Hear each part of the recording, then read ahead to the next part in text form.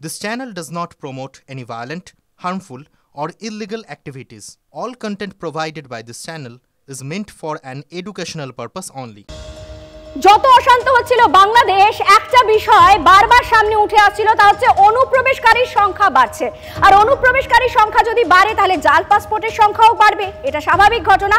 আর এই জাল পাসপোর্ট কাণ্ডে আরও একজনকে গ্রেফতার করা হলো। ধৃতের নাম দীপঙ্কর দাস। ধৃতের বিরুদ্ধে জাল নথি তৈরির অভিযোগ রয়েছে। দীপঙ্কর দাসকে নিয়ে হরিদেবপুরে তল্লাশি চালিয়েছেন তদন্তকারীরা। সেখান থেকে উদ্ধার হয়েছে প্রচুর জাল নথি ও নথি তৈরির সরঞ্জাম, কম্পিউটার, প্রিন্টার। এই নিয়ে জাল পাসপোর্ট কাণ্ডে গ্রেফতার করা হয়েছে মোট 5 জনকে। জাল পাসপোর্ট চক্রে দুর্নীতি, ত্রিফলা, পুলিশ, ডাকঘর, পাসপোর্ট অফিসে সর্ষের মধ্যে ভূত। জাল নথির ভিত্তিতে তৈরি হচ্ছে পাসপোর্ট। এখন প্রশ্ন উঠছে, কোথায় নজরদারি চলছে তাহলে? জাল নথি তৈরির গোড়ায় গলদ আটকানো সম্ভব হচ্ছে না কেন? কত বাংলাদেশি নাগরিকের হাতে ভারতীয় পাসপোর্ট? বাড়ছে উদ্বেগ। চলে যাব আমাদের প্রতিনিধি সায়ন্তর কাছে। সায়ন্ত, এটা ভারতের জন্য কত বড় থ্রেট, কতটা উদ্বেগের? দেখো, ভারতের জন্য এটা তো অন্যতম বড় উদ্বেগের জায়গা। কারণ জাল পাসপোর্ট তৈরি হচ্ছে কিন্তু ভারতের অন্দরেই, এবং এই এজেন্টরা কিন্তু মূলত যে ভারতের হয়ে কাজ করছে তা কিন্তু নয়, বাংলাদেশের সঙ্গে যোগাযোগ রেখেই কিন্তু এই এজেন্টরা কাজ করছে। আর এই জাল পাসপোর্টের মাধ্যমে ঘটছে অনুপ্রবেশ। দেখো, ভারত বাংলাদেশ সীমান্তে কাঁটাতার যে এলাকায় নেই সেটা তো একটা সমস্যা ছিলই, কিন্তু যে এলাকায় কাঁটাতার রয়েছে বা যে এলাকায় সর্ষের মধ্যে ভূত লুকিয়ে রয়েছে যেসব এলাকায়, সেখানে কিন্তু এই এজেন্ট এই বেআইনিভাবে যে কাজ করছে তার মাধ্যমে জাল পাসপোর্ট চলে যাচ্ছে অনুপ্রবেশকারীদের হাতে, এবং সেই জাল পাসপোর্ট নিয়েই কোনো না কোনোভাবে সে অনুপ্রবেশকারীরা ঢুকে আসছে। অর্থাৎ জাল পাসপোর্টের শিকড় কিন্তু শুধুমাত্র যে বাংলার দক্ষিণবঙ্গে ছড়িয়ে তা নয়, উত্তরবঙ্গ, দক্ষিণবঙ্গ এবং বাংলার সীমান্ত যে 4096 কিলোমিটার রয়েছে তার আশপাশের এলাকাতেও ছড়িয়েছে। বিএসএফ সূত্রে যেটা খবর, মূলত ত্রিপুরা এবং নদিয়া, মুর্শিদাবাদ, মালদা এই একটি রাজ্য এবং এই 3টে জেলা আমাদের পশ্চিমবঙ্গের এই কটা অংশ কিন্তু কোথাও অনুপ্রবেশ এবং জাল পাসপোর্ট দিয়ে চিন্তার জায়গা হয়ে দাঁড়িয়েছে। তুমি আমাদের সঙ্গে থাকো শান্ত। এদিকে বাংলাদেশের পরিস্থিতি নিয়ে উদ্বেগ থাকলেও সতর্ক রয়েছে বিএসএফ। কাঁটাতারহীন এলাকা যে সমস্ত জায়গা সেগুলোকে দিয়ে চিন্তা রয়েছে। জাল পাসপোর্ট নিয়ে অনুপ্রবেশ ঠেকাতে পুলিশের সঙ্গে অভিযান চালাচ্ছে বিএসএফ, জানিয়েছেন বিএসএফ এর দক্ষিণবঙ্গ ফ্রন্টিয়ার আইজি মনিন্দর সিং পাওয়ার। हमारा जॉइंट ऑप्स भी रहता है विद दी इमिग्रेशन। हमारा जॉइंट ऑप्स रहता है जो बॉर्डर के ऊपर लैंड कस्टम स्टेशंस हैं, जो बॉर्डर के ऊपर लैंड पोर्ट अथॉरिटी है, प्लस वेस्ट बंगाल पुलिस, क्योंकि अल्टीमेटली जो भी गुना रजिस्टर होगा वो लोकल पुलिस ही करेगी। तो जॉइंट ऑप्स के तहत ये पूरा कार्यक्रम संपन्न किया जाता है, और इस तरह की कोई भी एक्टिविटी अगर हमारे ध्यान में आएगी इसको सख्ती से हम लोग पूरा प्रयास करेंगे कि अंतिम अंजाम तक पहुंचा सकें। এক্ষেত্রে বিএসএফ কি ধরনের ব্যবস্থা নিচ্ছে? অর্থাৎ যেভাবে জাল পাসপোর্ট চক্র ছড়িয়ে পড়ছে তাতে অনুপ্রবেশকারীর সংখ্যা যাতে সেভাবে না বাড়ে, তার জন্য কি ধরনের বাধা নিষেধ বা কি ধরনের ব্যবস্থা গ্রহণ করা হচ্ছে জানতে চলে যাবো আমাদের প্রতিনিধি সায়ন্তর কাছে। সায়ন্ত, জানতে চাইবো যে যেভাবে আমরা দেখেছিলাম যে বাংলাদেশ উত্তাল পরিস্থিতিতে কাঁটাতারহীন এলাকায় ডিপ্লয়মেন্ট বাড়ানো হয়েছিল, বিএসএফ এর নজরদারি আরও করা হয়েছিল, কিন্তু যেভাবে জাল পাসপোর্ট চক্রের কথা সামনে আসছে তারপর বিএসএফ এর স্টেপ কি হতে পারে যাতে অনুপ্রবেশ যে কোনো জায়গা দিয়ে না ঘটে? দেখো, বিএসএফ এক্ষেত্রে 3টি পদ্ধতি নিচ্ছে। এক, ইমিগ্রেশন এবং কাস্টমসকে বলা হয়েছে যে শক্তিশালী যে যন্ত্র বা ডিভাইস ব্যবহার করার জন্য যাতে কোন পাসপোর্ট জাল কোন পাসপোর্ট জাল না সেটা ভালোভাবে পরীক্ষা করা যায়। 2, যে এলাকাগুলো নন ফেন্সিং বা যে এলাকাগুলো দিয়ে মূলত মানুষজন পাসপোর্ট দেখে ঢুকে আসে ভারতের দিকে, যে স্থলবন্দরগুলো রয়েছে সেখানে বিএসএফের অতিরিক্ত বাহিনী মোতায়েন করা হচ্ছে যাতে অভিবাসন অর্থাৎ ইমিগ্রেশন এবং কাস্টমসের সঙ্গে বিএসএফের জওয়ানরাও যাতে পরীক্ষা করতে পারে।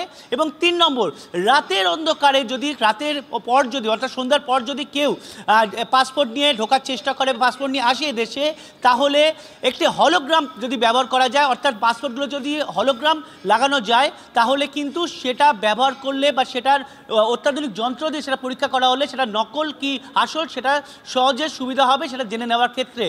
একটা বিষয় বিএসএফ তরফে যেটা জানানো হচ্ছে যে বারকোড ব্যবহার করা হচ্ছে পাসপোর্টে এখন, সেটাও কিন্তু জাল হচ্ছে, যে কারণে পুরনো যে যন্ত্রগুলো রয়েছে সেটা দিয়ে যদি পাসপোর্টের উপর দেখা হয় তাহলে সেটা আসল বা নকল ঠিকমতো ধরা যাচ্ছে না। তাই অত্যাধুনিক বারকোড এবং অত্যাধুনিক হলোগ্রাম ব্যবহার করার জন্য বিএসএফ এর তরফে এই গোটা বিষয়টিকে কতদিনের মধ্যে কার্যকরী করা হবে বলে মনে হচ্ছে? কথা হচ্ছে, দেখো বিএসএফ এর তরফে কিন্তু নিজে থেকে এটা করতে পারে না। বিএসএফ তরফে এটা স্বরাষ্ট্র মন্ত্রক বিষয়টি, যেহেতু বিএসএফ স্বরাষ্ট্র মন্ত্রকের অন্তর্গত, তাই স্বরাষ্ট্র মন্ত্রক বিষয়টিকে নিয়ে কথা বলছে।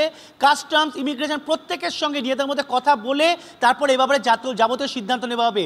একটা লং টার্ম প্রসেস। তুমি আমাদের সঙ্গে থাকো। অরিন্দম আচার্য, প্রাক্তন পুলিশ কর্তা, তিনি কি বলছেন আপনাদের শোনাবো। কল সেন্টার গুলো হয়েছে ডিজিটাল, এমন ভাবে বেরিয়ে গেছে যে আপনি ইজিলি এটা বের করতে পারবেন। আর যারা করছে তাদের তো আরো উন্নত প্রযুক্তি, কিন্তু প্রশ্ন হচ্ছে যে আজকে সিএ ভেরিফাই না হলে ম্যাডাম কখনো পাসপোর্ট ইস্যু হয় না। এখানে শস্যের মধ্যে ভূত রয়েছে, আমি আপনাকে স্পষ্ট কথা বলে দিচ্ছি। যদি তা না হয় তাহলে এইভাবে জাল বিস্তার করতে পারে না। কতজনকে ধরবে? আপনি 20-25 তো সারা ওয়েস্ট বেঙ্গলের কথা চিন্তা করুন, চতুর্দিকে আজকে ঢুকে গেছে। আমরা আরো একবার চলে যাব আমাদের প্রতিনিধি সায়ন্তর কাছে। সায়ন্ত, এখানে যে বিএসএফ এর নজরদারি বাড়ালেই প্রবলেম সলভ হবে তা কিন্তু নয়। একটা প্রশ্ন সামনে আসছে যে তাহলে কি শস্যের মধ্যেই ভূত আছে, সেই ভূতেদের বার করা কি করে সম্ভব হবে? তার জন্য তো হাতে হাত মিলিয়ে, কাঁধে কাঁধ মিলিয়ে কাজ করতে হবে। একদমই। দেখো বিএসএফ এর দক্ষিণবঙ্গ ফ্রন্টিয়ারের আইজি আজ একটা বিষয় নির্দিষ্ট করে দিয়েছে যে রাজ্য পুলিশের ক্ষেত্রে এক্ষেত্রে কোন পাসপোর্ট কোন ভেরিফিকেশন সেটা রাজ্য পুলিশের তরফে হয়ে থাকে। অর্থাৎ বিএসএফ কিন্তু কোথাও এটা বোঝানোর চেষ্টা করছে যে সর্ষের মধ্যে ভূত লুকিয়ে আছে। এই ভূতকে যতক্ষণ না বের করা যাবে সর্ষের ভেতর থেকে ততদিন কিন্তু এই জাল পাসপোর্ট আটকানো কোনো মতে সম্ভব হবে না। অনুপ্রবেশ রোখা তো আর দূরস্থ।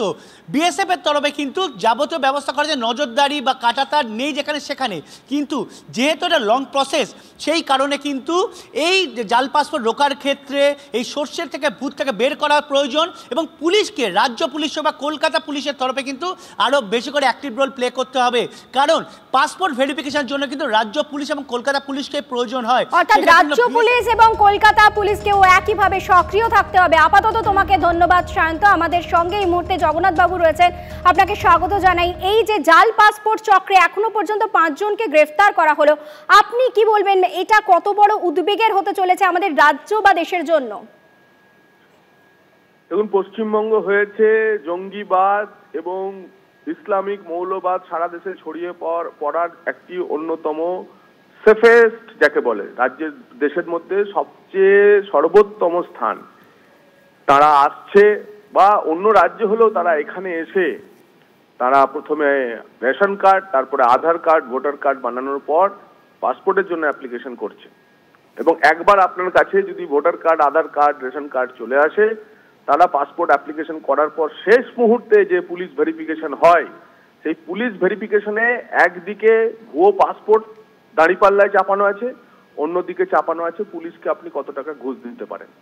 প্রথাগতভাবে আপনার যদি সবকিছু ঠিকঠাক থাকে তাতেও পুলিশ 1.5-2 হাজার টাকা কলকাতা তার আশেপাশে পুলিশ ভেরিফিকেশনের জন্য নেয়। এরকম জঙ্গিদের কাছ থেকে না হয় 1-2 লাখ টাকা নেবে। আর তার পরবর্তীকালে যে ব্লু পাসপোর্ট তারা হাতে পেয়ে যাচ্ছে, তা তাদের হয়ে যাচ্ছে সরকারিভাবে যে কোনো জায়গায় প্রবেশ করা এবং জঙ্গিবাদের অন্যতম লাইসেন্স। জগন্নাথবাবু, এখানে একটা প্রশ্ন আপনাকে অবশ্যই করতে চাইবো। প্রেস মিটে কুণাল ঘোষকে প্রশ্ন করা হলে তিনি বলেছিলেন যে এটা কেন্দ্রকে দেখতে হবে, কিন্তু বিষয় হচ্ছে এখানে রাজ্য পুলিশ, তারও তো একটা অ্যাক্টিভ ভূমিকা থাকে। আপনি এই নিয়ে কি বলবেন? কেন্দ্র পুরোটা ডকুমেন্টেশন করেন। আমার ধারণা তৃণমূলের মুখপাত্র যেটা বলেছেন তার পাসপোর্ট কিভাবে তৈরি হয় সে সম্পর্কে সম্যক ধারণা নেই। কেন্দ্র কি করে, কেন্দ্র পাসপোর্ট তৈরি করার আগে যে প্রাইমারি ডকুমেন্টগুলো দেখেন। এই প্রাইমারি ডকুমেন্টগুলো কি কি না, তার হচ্ছে ভোটার কার্ড, আধার কার্ড এবং হচ্ছে রেশন কার্ড। আপনাকে আগেই বললাম যে একটি চক্র কাজ করে, প্রথমে রেশন কার্ড, তারপরে ভোটার কার্ড বানায়, তারপরে আধার কার্ড বানিয়ে দেয়। এবং এর পরবর্তীকালে শেষ দরজা যেটা হচ্ছে সেটা হচ্ছে পুলিশ ভেরিফিকেশন না হলে কারোর পাসপোর্ট পাওয়া যায় না। পুলিশ ভেরিফিকেশনই হচ্ছে পাসপোর্ট পাওয়ার চাবিকাঠি। তাহলে তৃণমূলের মুখপাত্র যেটি বলেছেন তিনি পদ্ধতিটা আগে জানুন। এর সম্পূর্ণ দায় যদি ফেক পাসপোর্ট কারোর হয় পুলিশ ভেরিফিকেশনের কারণেই হয়েছে, পুলিশ ভেরিফিকেশনে ওকে করার পরেই হয়েছে।